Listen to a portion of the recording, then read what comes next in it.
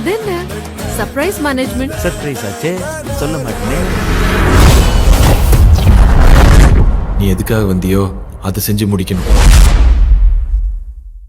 உங்களுக்கு பிடித்த சீரியல்களின் ஃபுல் எபிசோடுகளை சன் டிவியில் ஒளிபரப்பான உடனே எக்ஸ்க்ளூசிவாக சன் நெக்ஸ்டில் மட்டும் ஃப்ரீயா பாருங்கள்.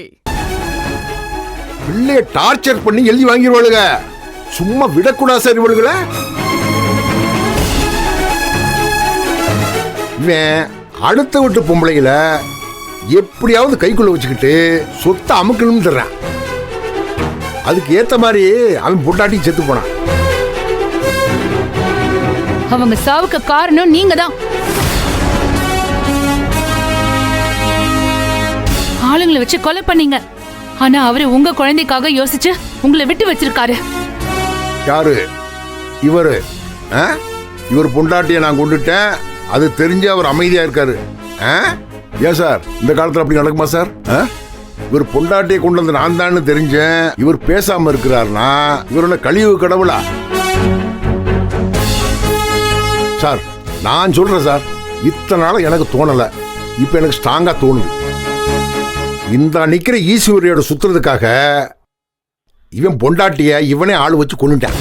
அந்த பள்ளியத்துக்கு ஏன் மேல போடுறேன், அடுத்து என்னைய களி பண்ணி தர்றேன். இவங்க காதலுக்கு இடைஞ்சலா இருக்க கூடாதுன்னு என்னைய தூக்க பார்க்கலாம் சார். இவன் மன உளைச்சலுக்கு மேல மன உளைச்சல், என்னை சாகடிக்கிறதே இவன் வேலைய. தற்கொலை பண்ணிக்கிற அளவுக்கு என் மானத்தை வாங்குறாங்க சார். என் அப்பத்தா போச்சு, இப்ப என் பொண்ணை மறைச்சு வச்சிருக்காங்க. மறைமுகமா என்னை மிரட்டுறாங்க அவங்க.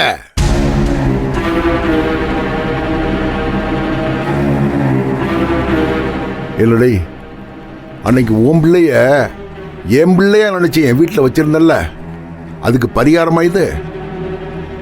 என் பிள்ளைய கடத்தி வச்சு இப்படி கொடுமைப்படுத்துறியப்பா. அடே படுபாவி, என் பிள்ளை விட்டுருப்பா, என் பிள்ளைய கொடுத்துரு.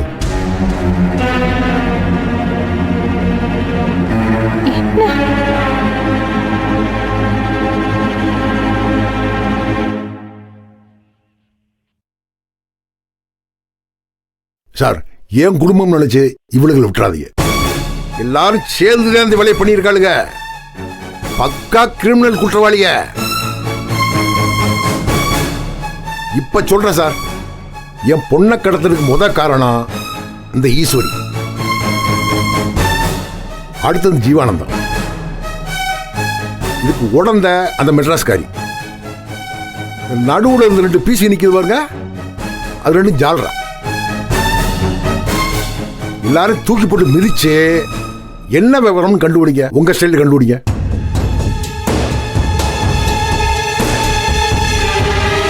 குடும்ப மரியாதை போயிடக்கூடாதுன்னு எல்லா கவலையும் மனசுக்குள்ள அழுத்தி வச்சிருக்கிறேன். போலீஸ் ஸ்டேஷன் வரை இழுத்துட்டு வந்துட்டாங்க. இன்னும் என்ன சார் இருக்கு?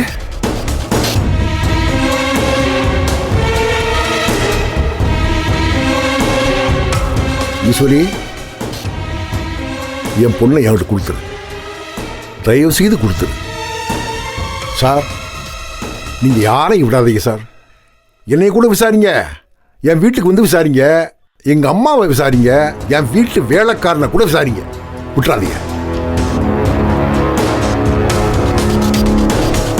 நேரம் என் பிள்ளைய கொன்னாலும் கூட்டிருப்பாங்க. பெத்த தாயாச்சே இவளெல்லாம் பண்ணுவான்னு நினைக்காதீங்க, இவ பண்ணுவான். நான் நிம்மதியா தூங்கி ரொம்ப நாள் ஆச்சு.